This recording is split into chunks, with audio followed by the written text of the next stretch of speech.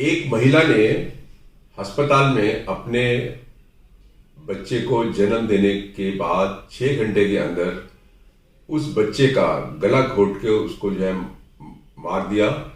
और वो इसलिए मार दिया क्योंकि वो जो बच्चा पैदा हुआ था वो लड़का नहीं था, वो लड़की थी। उस औरत के ऊपर जो है मर्डर का केस चला, ट्रायल कोर्ट ने उसको कन्विक्ट किया और उसको लाइफ सेंटेंस दी गई। 2010 में मामला जो था वो दिल्ली हाई कोर्ट में आया, डिवीजन बेंच के सामने। और डिवीजन बेंच ने भी जबकि उसकी कन्विक्शन को अपहेल्ड किया, सेंटेंस को भी अपहेल्ड किया, लेकिन दिल्ली सरकार को केरला गवर्नमेंट के तर्ज पर ये कहा कि आप ये एग्जामिन करो इस तरीके के केसेस जहां जो मर्डर करने वाली महिला है वो खुद एक तरीके से विक्टिम है। ऐसे केसेस के लिए आप भी केरला के लाइन पर रूल्स बनाओ जिसके अंदर गवर्नमेंट जो है वो ऐसे केसेस को कंसीडर करके उसको पार्डन या तो माफ कर दे या उसकी सजा को कम कर दे। लेकिन हुआ ये कि दिल्ली सरकार ने जो है मना कर दिया इस तरीके का कोई रूल बनाने के लिए। तो अब यह है कि कोई महिला अगर इस तरीके से करती है तो उसको जो है कन्विक्शन होती है तो उसको कम से कम लाइफ सेंटेंस हो सकती है, और इवन मर्डर है तो डेथ सेंटेंस भी हो सकती है। मैं चाहता हूं शेयर करना, और हाई कोर्ट की ही लैंग्वेज में शब्दों में मैं बताना चाहता हूं कि हाई कोर्ट ने इस केस को किस तरीके से डील किया है। बहुत ही इंटरेस्टिंग पहलू जो है हाई कोर्ट ने हाईलाइट किए हैं। पहले तो ये है कि हाई कोर्ट ने कहा कि ये कहा कि there is no manner of doubt that the unfortunate young baby was strangulated to death. तो ये उन्होंने मान लिया कि जो भी एविडेंस है उससे कोई डाउट नहीं है कि उस महिला ने उसी बच्चे को गला घोट के मारा। फिर उसके बाद कोर्ट ने एक पोइम लोइस मैकनी की एक पोइम को भी जिसका नाम था प्रेयर बिफोर बर्थ, उसको भी उन्होंने कोट किया और उसको उन्होंने अपने लैंग्वेज में जो कहा वो बड़ा इंटरेस्टिंग है। और लैंग्वेज में ये कहा कि dramatic monologue with the speaker being the unborn child brings out the concern of the unborn child as to how he would face modern humanity and ask of God or humanity to spare him terrors of modern society as are personified by blood-sucking bats, stoat and club-footed ghole. There are other fears.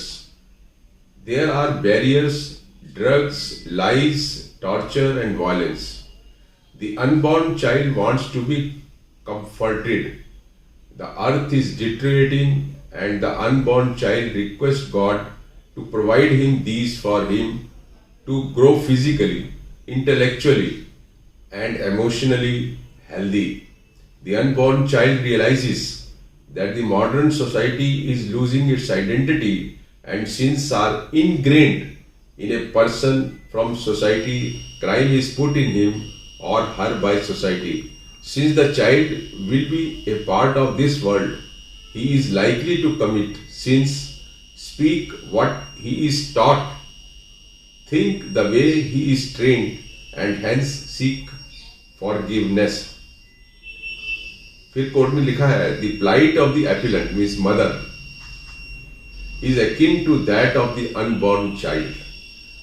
No reasonable and rational person would countenance female infanticide. It is not only a penal offense but is a sin against God. The greatest gift of God to mankind is the gift of life. Children are life born not to their parents but through their parents. The problem in India is acute contempt for the female child writ large on the spectrum of the society.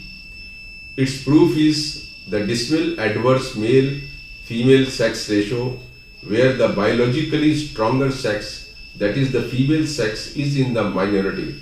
60 years of independence and so-called modernization has not changed the societal attitude towards the female child.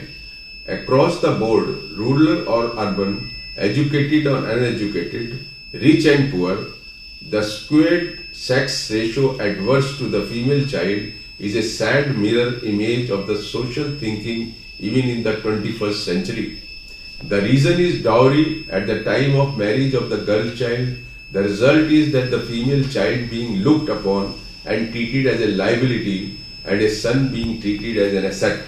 The society forgets that a son is a son till he gets married, but a daughter is a daughter all her life. We wonder why India, Bharat, in spite of all its talent, is unable to march with the community of nations with the head held high. Probably for the reason we treat 50% of the fellow citizens, that is our sisters, as inferior and junior partners in march ahead without realizing that in the onward march, if your fellow companion is made to lag behind, even your progress is slowed. Court ने further कहा order में अपने, the medical papers pertains to the appellant shows that her parents married her off at the tender and immature age of 15 years. At this immature age, what role could the appellant play for herself as a housewife and a mother except what was dictated to her and commanded upon her? No doubt by the time she became a mother, she had attained the age of majority, but that would be as per law. Whether at all, can it be said that under the circumstances she was mature enough to not only think for herself but fight the social environment around her? We think not. Court फिर लिख रही है, the crime against the female child is a product of the perverse social norms and the perverse social thinking, and the appellant, who is not only illiterate, is not only poor, lives in a small slum and was married at the tender age of 15 years, cannot be attributed the role of scripting the crime. She is a mere puppet with the strings being pulled by the men who lecture her. The turbulent waves of social thinking have called her to folly, and the desert has called her to doom. उसके बाद जो है high court ने ये सब कुछ कहने के बाद कि उसकी जो बैकग्राउंड थी, जिसमें वो स्लम्स में रह रही थी, 15 साल की उम्र में उसका शादी कर दिया था, और इलिटरेट थी वो, उस बैकग्राउंड में जो उसने क्राइम कमिट किया, उसको लेकर कोर्ट का कहना यह था कि ऐसे केसेस के अंदर जहां वो जो एक्यूज्ड है वो खुद एक तरीके से विक्टिम है, उसके केसेस को कंसीडर करना चाहिए.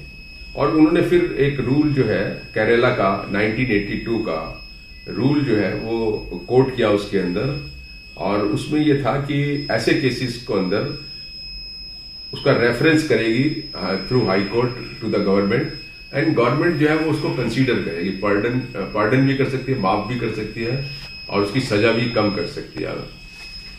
तो और कोर्ट ने फिर लिखा उसके अंदर केरला को कोट करने के बाद, no such rules have been framed by the appropriate government in charge of the administration of criminal justice in Union Territory of Delhi, and we thus recommend to the government of NCT to consider framing rules on the lines of the rules framed in the state of Kerala, at least pertaining to women convicted for the murder of their infant child.